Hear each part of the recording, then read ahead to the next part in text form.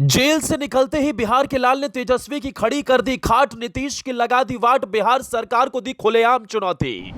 9 महीने बाद जेल से बाहर आए मनीष कश्यप, समर्थकों की भीड़ देख उड़ गए विरोधियों के होश, मां की आंखों से निकले आंसू।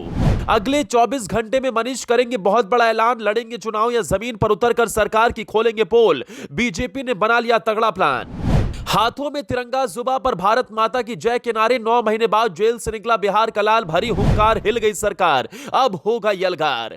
ना मां से की मुलाकात, ना गांव के लोगों से बात, जेल से निकलते ही एक छोटे से गांव में पहुंच गए मनीष कश्यप। मिल गया चुनाव लड़ने का संकेत, अभी से कांपने लगे विरोधी। मनीष 9 महीने बाद बेऊर जेल से निकले तो हजारों हजार की संख्या में उनके समर्थक सड़कों पर उतर आए। फूलों की बारिश, हाथ में तिरंगा, सिर पर मुरेठा और तेवर वही। अपने हीरो को देख किसी की आंखों से निकले आंसू तो कोई हाथों में तिरंगा लिए मनीष कश्यप जिंदाबाद के नारे लगा रहा था। खुली जीप पर सवार होकर जब वो वहां से निकले तो सपोर्टर्स ने उन्हें घेर लिया। इस बीच उन पर फूलों की बारिश होती रही। वहीं उन्हें किसी ने मुरेठा पहनाया तो समर्थकों ने तालियों से स्वागत किया। हाथ में तिरंगा लेकर वो काफी देर तक समर्थकों से घिरे रहे। मनीष कश्यप के ऐसे भी समर्थक दिखे जिन्होंने अपने सीने पर मनीष का टैटू बनवाया हुआ था। मनीष कश्यप पर तमिलनाडु में प्रवासी मजदूरों के साथ कथित हिंसा की भ्रामक खबर फैलाने का आरोप था।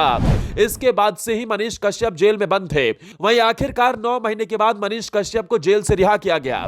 जेल से रिहा होने के बाद मनीष कश्यप सरकार पर जमकर बरसे। मनीष कश्यप ने सरकार पर भड़ास निकाली, कहा कि काला पानी की सजा काट के बाहर आया हूं, कौन सा गुनाह मैंने किया था जिसके लिए मुझे जेल की हवा खानी पड़ी। मनीष कश्यप ने आगे कहा कि बिहार का डीएनए इतना खराब नहीं है कि कंस से डर जाएंगे। बिहार के डीएनए में दशरथ मांझी और गुरु गोविंद सिंह जी महाराज जी का डीएनए है।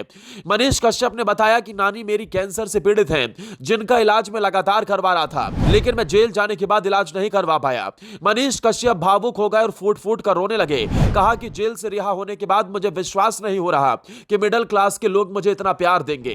लोगों की भीड़ और प्यार देखकर मेरे खुशी के आंसू आ गए। मनीष कश्यप के खिलाफ बिहार में कुछ केस पहले से दर्ज थे, लेकिन उनकी मुश्किल उस वक्त बढ़ गई जब मार्च महीने में तमिलनाडु में कथित रूप से बिहारी मजदूरों के खिलाफ जारी हिंसा का फर्जी वीडियो प्रसारित करने का मामला सामने आया।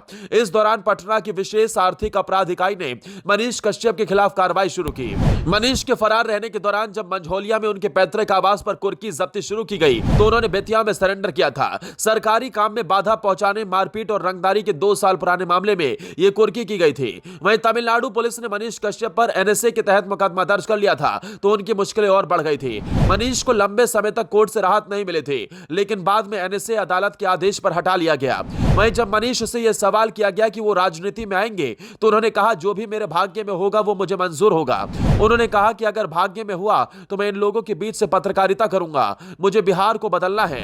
ये जो यहां भीड़ मौजूद है, मैं उनकी उम्मीदों को पूरा करूंगा। मनीष पटना से सीधा गया जिले के गहलोर घाटी पहुंचे, जहां पर्वत पुरुष दशरथ मांझी की आदमकद प्रतिमा है और उनके समाधि स्थल है। उन्होंने आदमकद प्रतिमा पर माल्यार्पण किया और समाधि स्थल पर भी पुष्प अर्पित किए। फिर उन्होंने दशरथ मांझी के बेटे भागीरथ मांझी के पैर छुए और गले लगा लिया। वहीं उन्होंने दशरथ मांझी को भारत रत्न देने की भी मांग की। मनीष कश्यप जेल से निकलने के बाद दशरथ मांझी के गांव ही पहुंचे। उसके बाद वो अपनी मां से मिलने के लिए गए। दोस्तों, क्या आपको लगता है मनीष कश्यप 2024 के लोकसभा चुनाव में राजनीति में एंट्री करते हुए दिखाई देंगे? कमेंट कर जरूर बताएं।